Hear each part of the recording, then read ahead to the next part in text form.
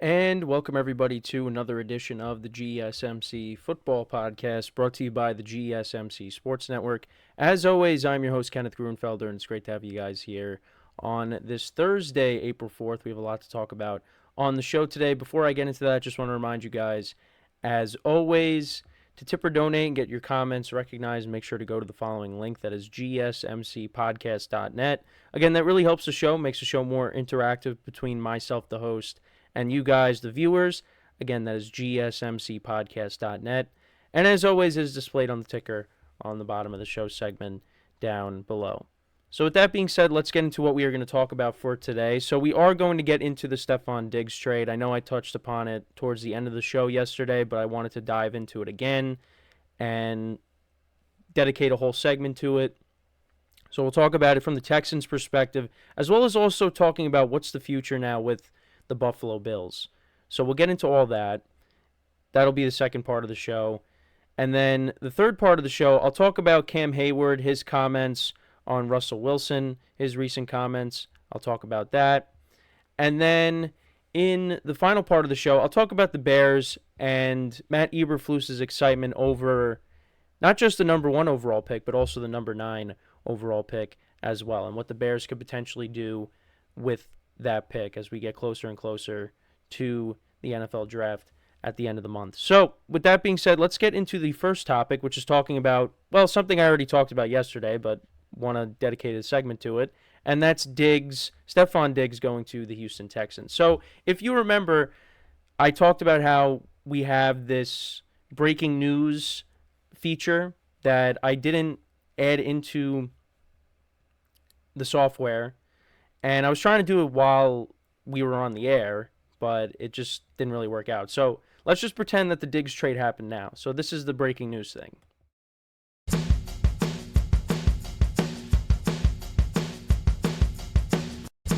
Okay, so you get the idea. So breaking news, not really, but I just wanted to show that just because that's what I was trying to show yesterday. I was trying to set it up towards the end of the show, but it didn't really pan out. But Stefon Diggs going from the Bills to the Texans, and I was kind of surprised. Well, surprised that it was the Texans, because I think we all kind of knew that Diggs leaving the Bills was kind of inevitable, just because of the social media posts over the last couple of seasons. Now, I remember I brought up how Dan Graziano of ESPN, he talked about Diggs' social media activity after the seasons and how everything would kind of get squashed and Diggs would still be with the Bills. Well, not this time. Diggs does indeed get traded.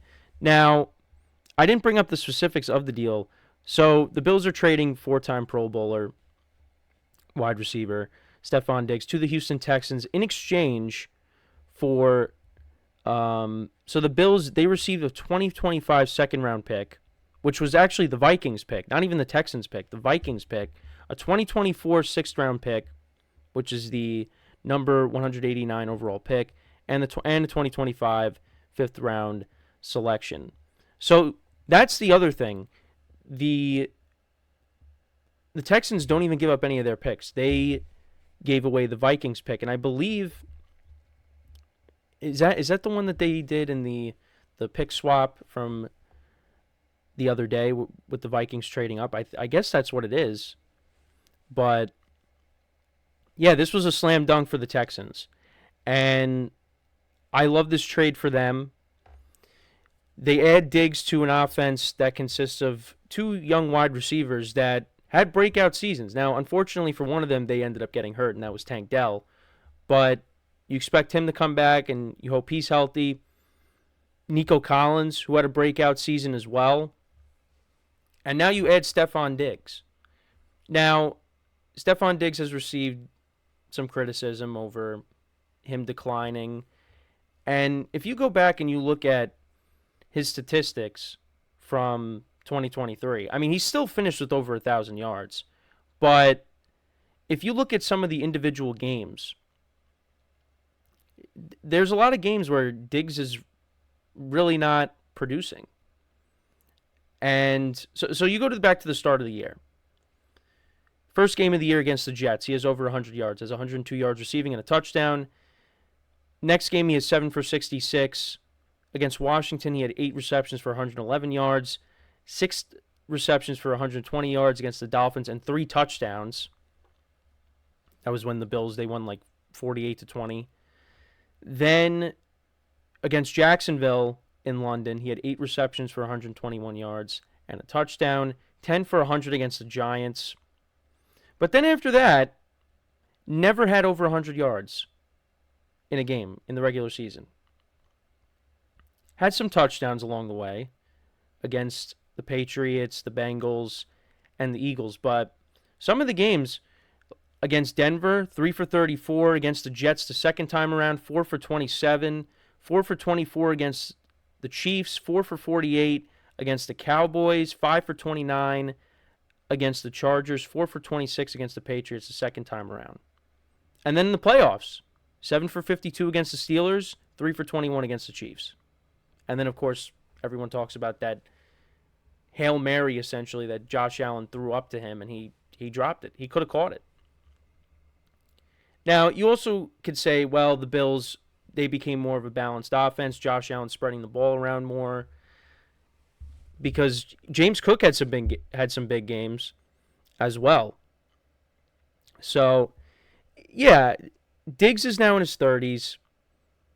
There's going to be some decline. I don't think there is as much decline as people may say, but I think he still could be a productive wide receiver, and I think many people, and that's why the Texans did this trade. And again, he's stepping into an offense where he doesn't have to be the guy. Now, I think he still wants to be the guy, but he doesn't have to be. Because, like I said, you have those 2 other receivers that were really productive last year, and they're only going to benefit from the presence of Diggs now on this team. And on top of that, you also have Dalton Schultz, who had a decent year for them. You bring in Joe Mixon to try to bolster this rushing attack. And, of course, you have C.JStroud as your quarterback, who the Texans have done a great job surrounding him with talent. And I'm only expecting bigger things from them in 2024. Right now, you got to look at them as the favorites. And they won last year, and they exceeded expectations. They won a playoff game. Now you add Stefon Diggs, and we still got the draft. We got to see what they're going to do in the draft. I like what they did on defense. I'm excited for the Texans. I kind of wish they signed Saquon Barkley. I wish Barkley went there. Because Barkley, I think, is an upgrade over Mixon. But I think Mixon going to the Texans, that's a good spot for him. But imagine if they got Barkley. But that's a different story. With Diggs, though, I think this is a good spot for him. C.J.Stroud's going to spread the ball around. We know that. So, yeah, there's going to be some games, though, where Diggs is going to, have, like I talked about with his stats from 2023. He's going to have some games where, yeah, he might not light up the stat sheet, but the Texans in 2024 should be able to win a lot of games. So, we'll see how it goes, but I'm really excited about this deal for the Texans. What they have been able to do in just a short amount of time to rebuild this team back up into a playoff team. And now you could look at them as maybe being Super Bowl contenders. Because I think that's what this deal makes them. Gets them closer to that. But you still have to look at the conference and say, well, you got to get through the Ravens. You got to get through the Bengals. And at the top of the mountain, you got to get past the Chiefs.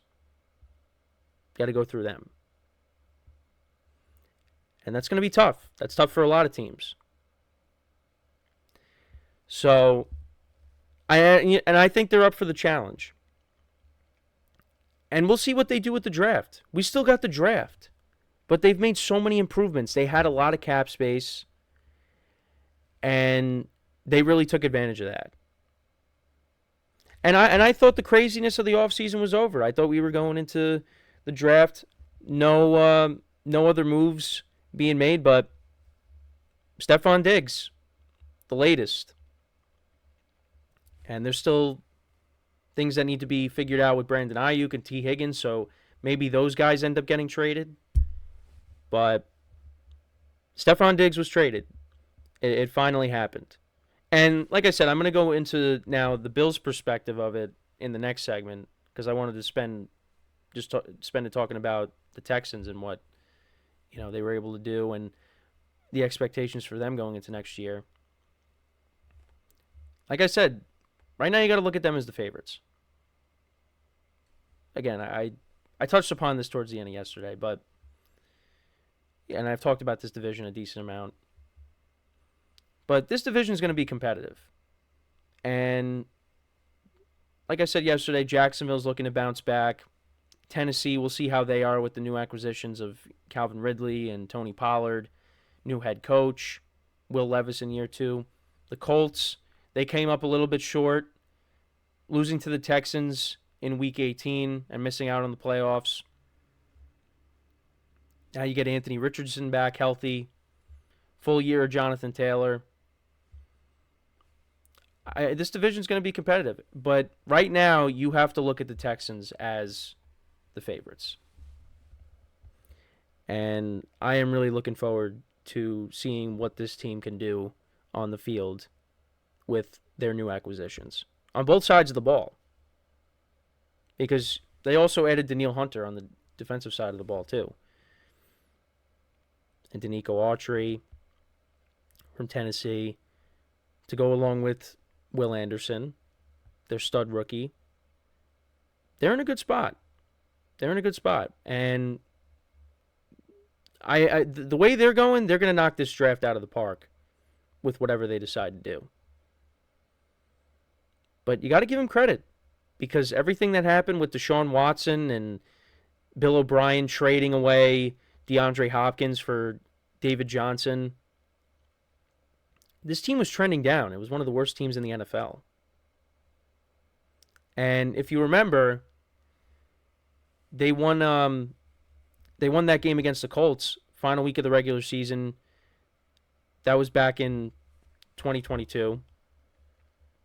And that win, instead of them getting the number 1 overall pick, they got the 2nd overall pick. Panthers take Bryce Young. They take Stroud. That worked out for them. That really did.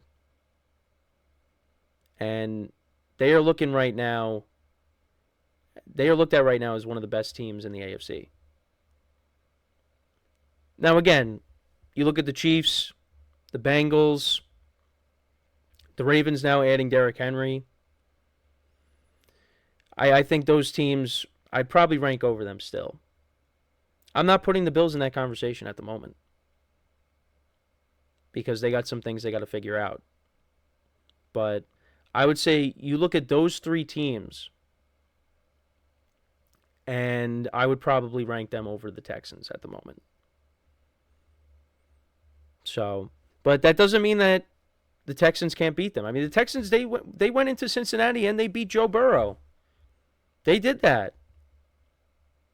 I mean, we haven't seen how they match up against the Chiefs yet. We will see that in 2024. They'll play the Bills as well. I know the Ravens had their number the 2 times that they faced off, but they're different. Well, the Ravens also added Derrick Henry, so they're a little different as well.